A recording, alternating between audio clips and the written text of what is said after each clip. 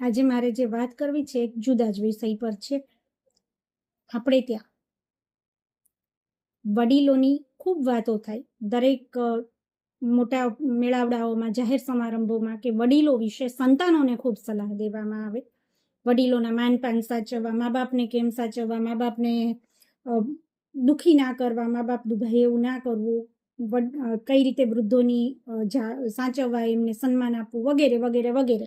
પણ આ બધી જ વાત એક તરફી થાય, કારણ કે માત્ર જવાબદારી સંતાનોની નથી હોતી. વડીલે પણ પોતાનું વડીલત્વ દેખાડવું પડે. વડીલે વડીલ પ્રમાણે પોતાના વડીલ જેવો વ્યવહાર કરવો પડે. ત્યારે કારણ કે વડીલનું કામ એક વૃક્ષ જેવું હોય છે. વૃક્ષ પોતાની દરેક શાખાને સરખો સ્નેહ આપે છે. એ ક્યાંય એમાં પક્ષપાત નથી કરતું કે એક શાખાને સિંચે અને બીજી શાખાને પોષણ ન આપે, એવું નથી કરતું. એટલે ઘરના વડીલ પણ એટલા તટસ્થ, એટલા મજબૂત, એટલા પરિપક્વ અને એટલી સમાન દ્રષ્ટિવાળા હોય ત્યારે એ પરિવારનો પાયો મજબૂત બને. તો માત્ર એક તરફી સલાહો આપનાર દરેક જ્ઞાનદાતાઓને એટલું કહેવાનું કે સલાહો બંને પક્ષો હોવી જોઈએ. બીજી વાત, ઘણી વખત કેટલાય મોટા મોટા આસનો પરથી, ઉચ્ચ આસને બિરાજતા લોકો આવી સલાહો આપતા હોય છે કે કર્મનું ફળ ભોગવવું જ પડે છે. 100% નિશ્ચિત છે કે કર્મનું ફળ ભોગવવું જ પડે છે. એવું પણ કહેવામાં આવે છે કે વડીલો સાથે કરેલા વ્યવહારનું ફળ ભોગવવું પડે, કે વડીલો દુઃખી થાય તો એનું ફળ આપણે પણ જ્યારે વડીલ થઈએ કે વૃદ્ધ થઈએ ત્યારે ભોગવવું પડે છે. 100% સાચી વાત. પણ તો પછી આજે જે ભોગવે છે એમણે પણ પાછલી જિંદગીમાં એમના વડીલો સાથે એવો વ્યવહાર કર્યો હશે, એવું બની શકે ને. તો સલાહ કોઈ પણ વાત પર જ્યારે વાત કરતા હો ત્યારે બે પક્ષે સલાહ આપો, માત્ર એક પક્ષે નહીં. દરેક વખતે નવી પેઢી જ ખરાબ હોય એવું નથી હોતું. ઘણા વયોવૃદ્ધ વડીલો પણ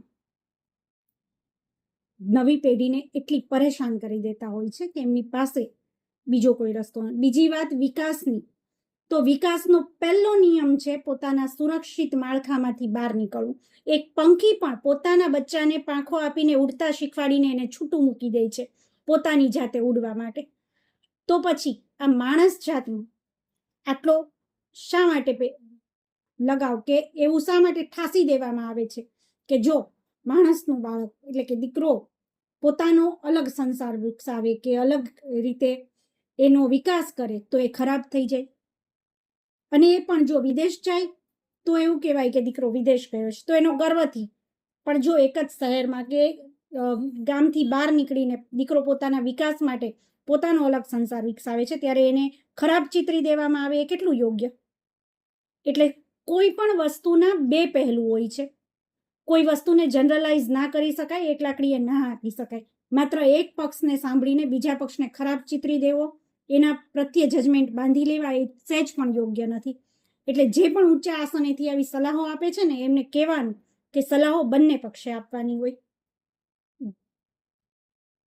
કારણ કે વડીલોનો પણ પોતાના સંતાનો સાથેનો પક્ષપાત ભર્યું વલણ એ ઘણી વખત સંબંધોના વણસવાનું મૂળ કારણ બને છે. તો વડીલે પણ વૃક્ષ જેવું બનવું પડે. દરેક શાખાને સરખા સ્નેહથી સિંચવી પડે ને સરખો છાંયો આપવો પડે, ત્યારે એમનું સન્માન સચવાય અને આદર મળે. તો આ ઉચ્ચ આસને બિરાજતા દરેક લોકોએ સમજવાની જરૂર છે કે દરેક વખતે સંતાનોને ખરાબ ચિતરી દેવા એ યોગ્ય નથી. અને જો કર્મનું ફળ જ ભોગવવા મળતું હોય તો એવું પણ બની શકે કે આજે જે ભોગવવા મળે છે એ એમણે કરેલા કર્મનું ફળ હોય.